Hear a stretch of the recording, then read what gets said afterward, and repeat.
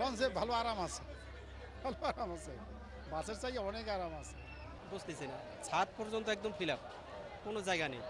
মানে বাচ্চা কাচ্চা নিয়ে লঞ্চে যাতায়াতই খুব ভালো আর কি। লঞ্চে আর কি সবকিছু খোলামেলা আছে, এই জন্য আর কি লঞ্চে। এবারে আমরা 500 পর্যন্ত বলছে যে 600 নিচে হবে না। তো এরকম যদি প্রত্যেকটা লঞ্চে এরকম তোষক বিছিয়ে রাখে তাহলে সাধারণ যাত্রী কিভাবে যাবে? প্রত্যেকটাই সিন্ডিকেট করা আছে, এরকম এরা বিছিয়ে রাখবে, টাকা নেবে। তোষক কোনোটা কোনো সিট 500 টাকা চায়, কোনো সিট 600 টাকা চায়, সর্বনিম্ন 400 টাকা আর কি।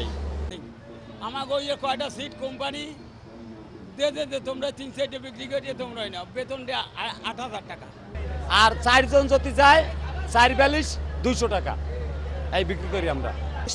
আমি সেজন্যই ঢাকার থেকে আজকে বরিশালে আসছি, এই চাদর বাণিজ্য তোষক বাণিজ্য সরানোর জন্য, যাতে আমাদের যাত্রীরা স্বাচ্ছন্দ্যে যেতে পারে। কারণ পিছনের দিকে এসেছে, এই জন্য আমাদের ওই লঞ্চ ওভারটেক করে তারপরে এখানে আসতেছে, এই জন্য। কোনো সময় পিছলে খাই যদি পড়ে যায় তাহলে তো আমার জীবনের সেই শেষ। হ্যাঁ, ভয় তো একটু লাগছে, কেন পাশ দিয়ে আসছে এই জন্য।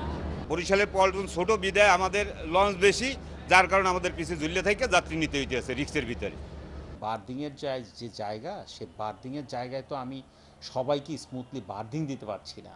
এই কারণে কিছুটা ঝুঁকি নিয়ে যাত্রীরা উঠতে হচ্ছে। আসলে এটা আসলে কি বলবো, আমি এখন 5টা লঞ্চ যদি রাখতাম, 6টা লঞ্চ রাখতাম, তাহলে যাত্রীরা খুব সুন্দরভাবে উঠতে পারতো। কিন্তু আমার এখানে 12টা লঞ্চ, এখন এটা আসলে বাস্তবতাটা বুঝতে হবে।